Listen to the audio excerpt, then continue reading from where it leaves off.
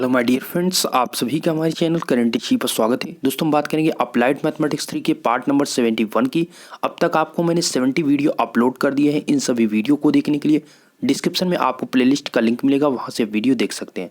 आज का टॉपिक ये लास्ट वीडियो है डिफरेंशियल इक्वेशन का, अर्थात आज के इस टॉपिक के अंतर्गत जो डिफरेंशियल इक्वेशन चल रहा था उसमें ये सोल्यूशन ऑफ होमोजेनियस जो लीनियर डिफरेंशियल इक्वेशन है, ये आपका लास्ट टॉपिक है। इसके बाद आपको जस्ट लाप्लास के टॉपिक को क्लियर किया जाएगा, क्योंकि ये भी आपका लीनियर डिफरेंशियल इक्वेशन इंपॉर्टेंट था, इसलिए आपको ये समझना जरूरी है। इस टाइप के क्वेश्चन भी पूछे जाते हैं। तो देखिए दोस्तों, ये आपका किस टाइप का क्वेश्चन बनता है, मैं डायरेक्ट आपको क्वेश्चन की तरफ ले चलता हूँ, फिर उसके बाद धीरे से इस फार्मूले को भी मेंशन करता हूँ।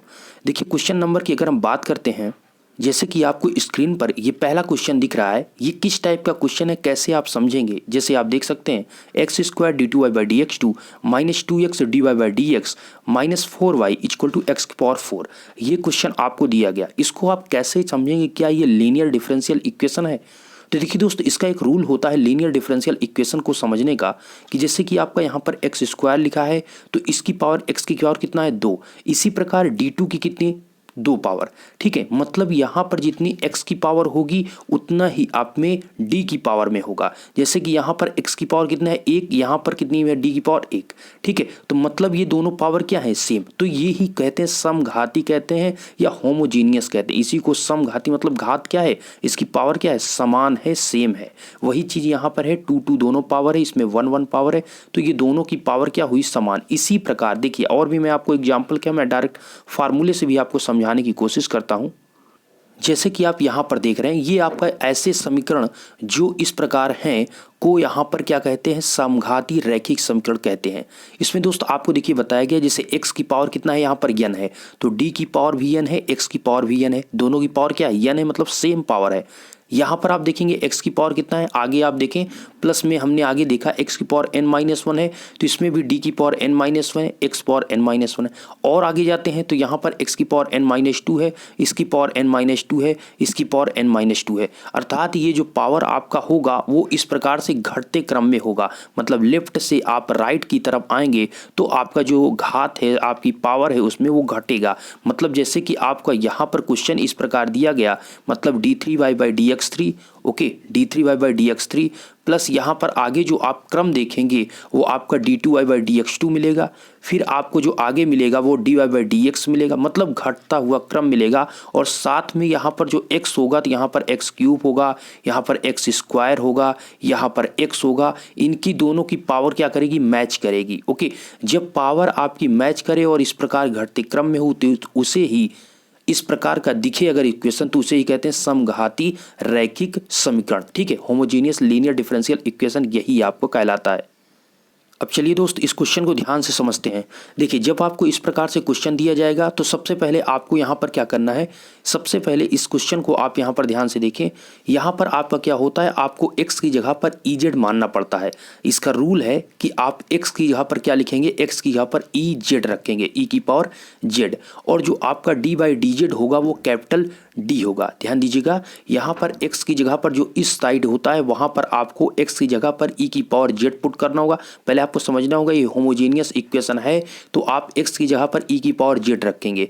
और इसके बाद आपको यहाँ पर नेक्स्ट पॉइंट होता है d बाई डी जेड, जो आपका होगा वो कैपिटल D होगा, और जो x dy by d x होगा वो dy होगा। फिर आपका x2 d2y by d x to जो होगा वो d into d minus 1 into y होगा। अगर यहीं पर आपका एक और होता अर्थात x3 d3y by d x three होता तो d into d minus 1 into d minus 2 into y होता। इसी प्रकार क्रम बढ़ता जाता, लेकिन ये आपका डबल मतलब ये 2 पावर तक ही इक्वेशन है। तो इसलिए यहाँ पर पहले सबसे पहले आपको करना होगा, जब आपको पता चले कि ये होमोजीनियस जो आपका लीनियर डिफरेंशियल इक्वेशन है, तो इसके लिए सबसे पहले x की जगह पर इस पार्ट की तरफ x की जगह पर e की पावर z पुट करना होता। तो हमने मान लिया कि x बराबर e की पावर z।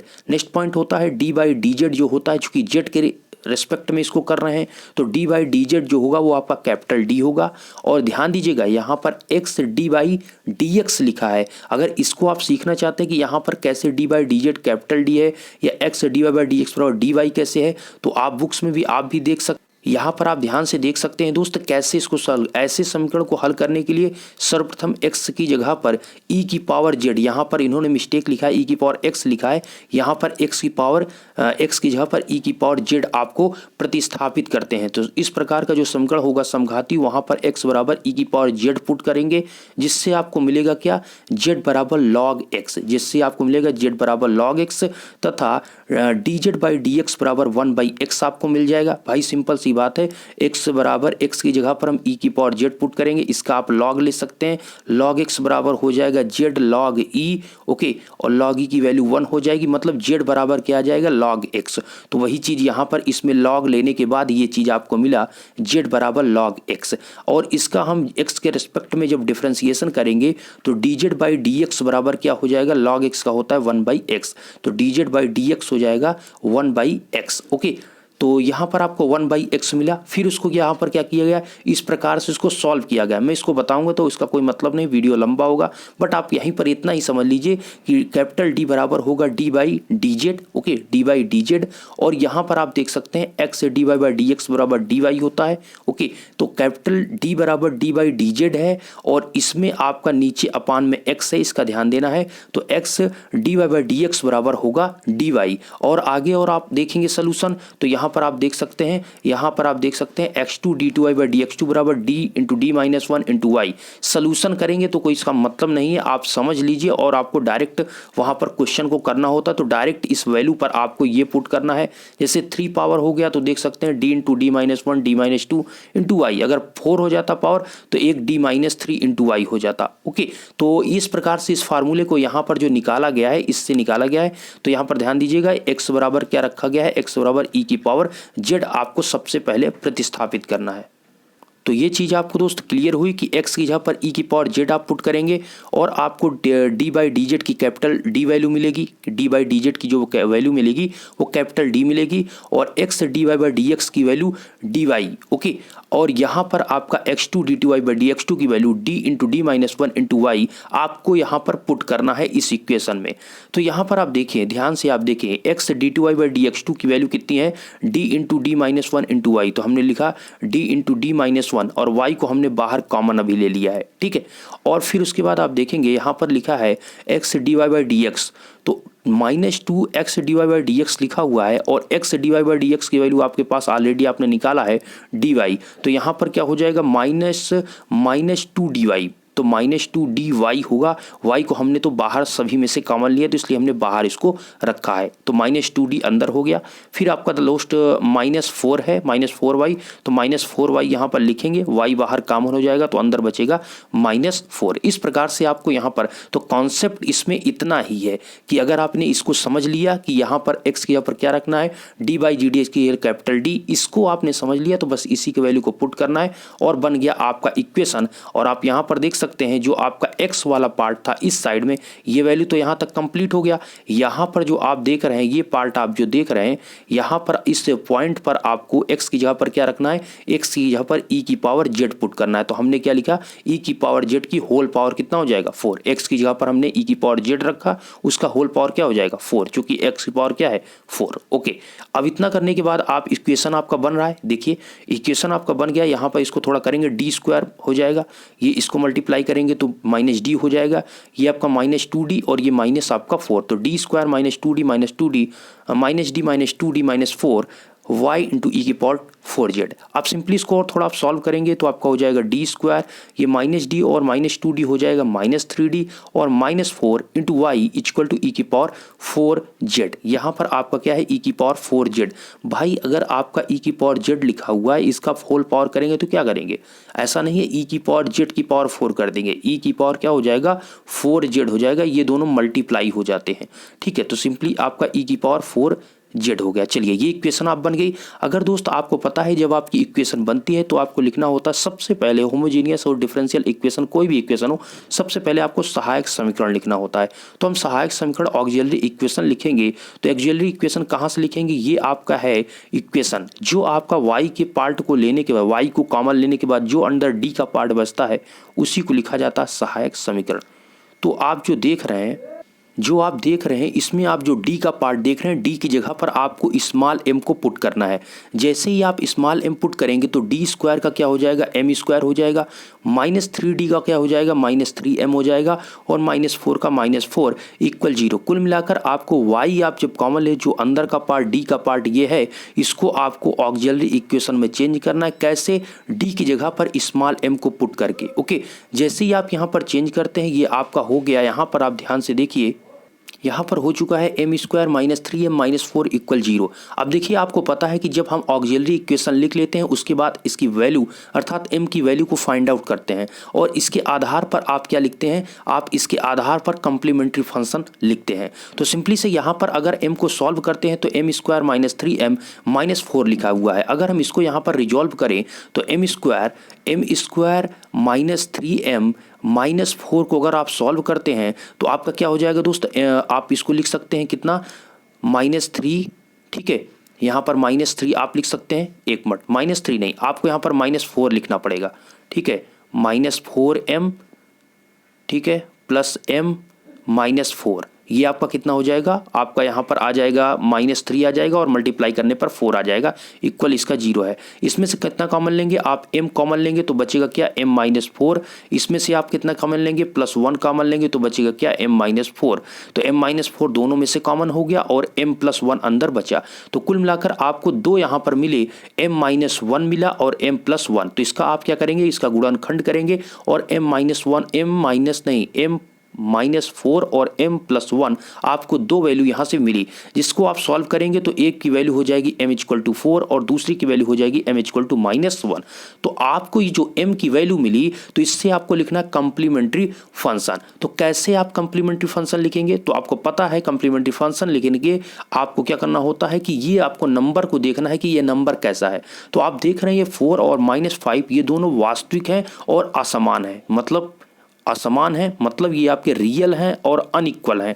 तो जब रियल और अनइक्वल होते हैं तो आपको पता है इसका फार्मूला होता है y = C1e⁻m1x प्लस, एक मिनट इसको और अच्छे से लिखते हैं, y = आपका क्या है, y = C1e⁻m1x प्लस C2e⁻m2x, ये आपका फार्मूला, प्लस और आगे कर सकते हैं C3e⁻m3x डॉट डॉट इस प्रकार से बढ़ता जाता है। तो यहाँ पर m1 और m2 दो ही वैल्यू है, तो यहाँ पर आप पुट कर देंगे और वही आपका कम्प्लीमेंट्री फंक्शन हो जाएगा। तो y = क्या हो गया, C1 हो जाएगा, e⁻m1 की वैल्यू यहाँ पर 4 मान लीजिए, m2 की वैल्यू -1 जो कि दिया गया है, तो आपका 4x हो जाएगा, प्लस C2 आपका e कितना हो जाएगा, -x हो जाएगा, और यही आपका कंप्लीट आंसर होगा। जैसे कि आप यहां पर देख पा रहे हैं m की वैल्यू क्या है, 4 है, तो एक को m1 मान लीजिए, दूसरे को m2 मान लीजिए। तो यहां पर देखेंगे C1e⁻m1x, मान लीजिए m1 की वैल्यू इसी को मान लीजिए, यहां पर इन्होंने इसको जस्ट विपरीत माना है, ठीक है, इसको मान लीजिए 2, इसको मान लीजिए 1, कोई दिक्कत नहीं, इसमें आगे पीछे आप कर सकते हैं, ठीक है। यहाँ पर C1e⁻−x हो जाएगा, मतलब -x आप नहीं लिखेंगे, क्योंकि z के फॉर्म में आपने इक्वेशन को लिखा, e⁻z लिखेंगे, इस चीज़ का आपको ध्यान रहे, और प्लस C2 करेंगे, e⁻4z लिखेंगे। ध्यान रहे आप z के फॉर्म में क्वेश्चन को सॉल्व कर रहे हैं तो z के फॉर्म में ही लिखेंगे, ओके। तो यहाँ पर कंप्लीमेंट्री फंक्शन हो गया आपका फार्मूला। अब निकालते हैं इसके जस्ट बाद जो कि इंपॉर्टेंट है, पीआई मतलब विशेष समाकलन, पार्टिकुलर इंटीग्रल। तो उसके लिए फार्मूला होता है gx/fd। क्या होता है, gx/fd। gx की वैल्यू की अगर हम बात करें, gx की वैल्यू आपको कितना दिया जाता है, gx जो आप ये पार्ट आप देख रहे हैं ये आपके gx की वैल्यू होती है, किसकी वैल्यू होती है, gx। और fd क्या होता है, fd जो कॉमन लेने के बाद पार्ट बचता है, देखिए ये तो आपका gx हो जाता है। gx मतलब इक्वेशन जो आपने अभी सॉल्व किया है, ये जो आपका पार्ट है ये वाला, यहाँ पर आप ध्यान से देखें या फिर आप यहाँ पर देखें, ये पार्ट जो इक्वेशन आपने इसको निकाला, इसमें ये पार्ट जो होता है पूरा राइट साइड वाला, ये आपका होता है gx, और ये जो पार्ट होता है y को कॉमन लेने के बाद ये होता है fd। तो gx/fd pi की वैल्यू होती है, तो gx आप ऊपर लिख देंगे, gx क्या होगा, e⁻4z, और नीचे आपका fd का मतलब d² - 3d और -4, सिंपली आप देखेंगे d² - 3d -4 ऊपर e⁻4z। इसको पुट करने के बाद आपको यहाँ पर क्या करना है, आपको पता है हमने आपको बताया था कि जब e की फॉर्म में क्वेश्चन होता होता है, अर्थात पी आई पार्टिकुलर इंटीग्रल जब निकालते हैं, जब ई की फॉर्म में क्वेश्चन होता है, तो जैसे कि आपका ई की पावर 4z लिखा है, तो आप यहाँ पर डी की जगह पर क्या रखेंगे, डी की जगह पर आप 4 रखेंगे, डी की जगह पर 4 रखेंगे। अगर यहाँ पर दोस्त दूसरा होता, साइन कास होता, तो उसमें दूसरा रूल होता है, लेकिन अगर यहाँ पर 4z है तो आप डी की जगह पर 4 रखेंगे। अगर यहाँ पर ई की पावर 5z होता तो डी की जगह पर आप क्या रखते, डी की जगह पर आप 5 रखते। जो भी इसका जेड का मल्टीप्लाई होगा वही आप डी की जगह पर पुट करेंगे। लेकिन यहाँ पर जब आप d की जगह पर पुट करते हैं, आप 4 पुट करते हैं, तो आप ध्यान से देखेंगे जब d की जगह पर आप 4 पुट करेंगे तो 1 अपान में आपका क्या हो जाएगा, 4 का स्क्वायर हो जाएगा, -3 इंटू 4 हो जाएगा। ठीक है, -3 इंटू 4 -4 होगा। आप ध्यान से देखेंगे ये 4 3 की 12 और ये आपके 4, मतलब आपके -12 और -4 -16 होगा। और ये 4 का होल स्क्वायर जब करते हैं तो आपका प्लस का 16 होगा, तो प्लस माइनस आपका कुल मिला क्या होगा, 0। अर्थात यहाँ पर आप नीचे d बराबर 4 रखने पर आपको क्या मिल रहा है, नीचे का पार्ट 0 हो रहा है। जैसे ही आपका यहाँ पर देखेंगे F4 पर f बराबर 4 बराबर 0 का मतलब है जब हमने इस पार्ट में 4 रखा d की जगह पर, तो पूरे पार्ट का नीचे की जो वैल्यू आ रही है वो 0 आ रही है। अगर 0 आ रही है तो वहीं पर आपको तुरंत रुक जाना है। इसके लिए क्या करना पड़ता है, इसके लिए अगर 0 आ रही तो उसके लिए सबसे पहले आपको हर का, ऊपर को अंश बोलते हैं, नीचे को हर को बोलते हैं, तो हर का एक बार आपको क्या करना पड़ेगा, डिफरेंशिएशन अवकलन करना पड़ेगा। तो पी आई बराबर आपने लिखा, आप पी आई बराबर लिखा आपने, फिर आप क्या लिखते हैं, D square minus 3d minus 4 का अगर डिफरेंशिएशन आप करते हैं तो डी स्क्वायर का हो जाएगा 2d और -3d का हो जाएगा -3, डी की वैल्यू हो जाएगी 1, -4 का हो जाएगा 0। कुल मिलाकर डी स्क्वायर माइनस 3d -4 का डिफरेंशिएशन आप करते हैं तो आपका 2d माइनस 3 आएगा डिफरेंशिएशन, जो कि हमने यहाँ पर ऑलरेडी यहाँ पर लिख दिया है 2d माइनस 3, और साथ में जेड का करना होगा आपको मल्टीप्लाई। ध्यान रहे आपको यहाँ पर क्या है, इसका अगर आपको डिफरेंशिएशन करना है तो आपको लिखना होगा जेड ई की पावर, आप जो ई की पावर 4z था उसके साथ एक जेड का भी आपको मल्टीप्लाई करना पड़ेगा, जेड इंटू ई की पावर 4z, और नीचे वाले पार्ट को आपका डिफरेंशिएशन करना पड़ेगा।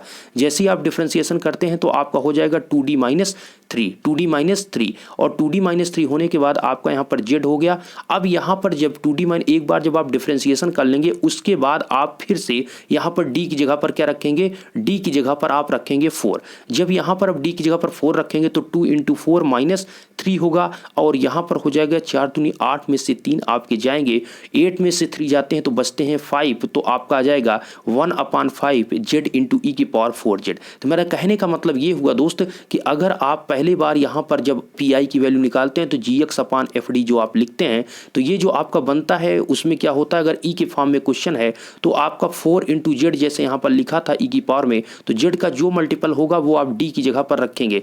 डी की जगह पर अगर पहली बार डी की जगह पर रखने पर आपकी वैल्यू क्या होती है, 0 होती है, आपकी वैल्यू जो नीचे की 0 आती है, तो आपको एक बार डिफरेंशिएशन करना है। अगर पहले बार में ही 4 रखने पर 0 नहीं आती है तो वही आपका आंसर माना जाएगा। इस चीज का आपको ध्यान रहे। ओके, तो यहाँ पर 0 चूंकि डी की जगह पर 4 आपको रखने पर आपका पहले बार में 0 आ रहा था, इसलिए इसका एक बार हम डिफरेंशिएशन करेंगे। किसका, हर का डिफरेंशिएशन करते हैं तो z इंटू 1/2d माइनस 3 ई की पावर 4z हो जाएगा। और यहाँ पर इस प्रकार से जैसे हमने अभी बताया वो आपकी I P I particular integral की वैल्यू। और संपूर्ण हल की बात करें कंप्लीट सोल्यूशन की, तो कंप्लीट सोल्यूशन में आपको पता है कि कंप्लीट सोल्यूशन जो होता है CS बराबर क्या होता है, complementary function plus P I particular integral, इन दोनों का योग आपका होता है कंप्लीट सोल्यूशन। तो कंप्लीट सोल्यूशन हमने लिख दिया है। देखिए ये आपकी वैल्यू कितनी है, ये कंप्लीमेंट्री CF की वैल्यू है, और ये जो वैल्यू है आपकी किसकी वैल्यू है, ये आपकी PI की वैल्यू है। तो यहाँ पर ये वैल्यू हमने पुट कर दिया। ये देखिए आपने किसकी वैल्यू इसको निकाला था, C1 आपने ये वैल्यू निकाला था, यहाँ पर से आप देख सकते हैं कंप्लीमेंट्री फंक्शन, तो यहाँ पर से हमने इसको वैल्यू को पुट किया और प्लस इसको आगे इसमें ऐड कर दिया, ये आपका कंप्लीट होगा। लेकिन ध्यान रहे आपका क्वेश्चन जिस फॉर्म में होता है अर्थात x के फॉर्म में, तो आंसर भी आप x के फॉर्म में देंगे। तो यहाँ पर आपका क्या है दोस्त, ये z के फॉर्म में यहाँ पर दिया गया है, इसको x के फॉर्म में आप कन्वर्ट कर दीजिए। तो e की पावर z है तो उसको x के फॉर्म में आपने क्या माना था, x बराबर आपने क्या माना था, e की पावर z, x बराबर e की पावर z आपने माना था। तो यहाँ पर कहें तो अगर आप log लेते हैं तो log x बराबर क्या हो जाएगा, log आप लेंगे तो z log e हो जाएगा, और log e की वैल्यू 1 हो जाएगी। कुल मिलाकर z की जगह पर आप log x लिख सकते हैं, इसके बराबर क्या होगा, z की जगह पर आप log x पुट कर सकते हैं। तो सिंपली से यहाँ पर आप देख सकते हैं आपने क्या माना था, e की पावर -z है तो ई की पावर जेड बराबर एक्स है तो ई की पावर माइनस जेड बराबर क्या होगा एक्स की पावर -1। ई की पावर 4z है तो ई की पावर 4z बराबर क्या होगा एक्स की पावर 4, क्योंकि ई जेड बराबर क्या है, ई जेड बराबर आपका क्या है, ई जेड बराबर एक्स है।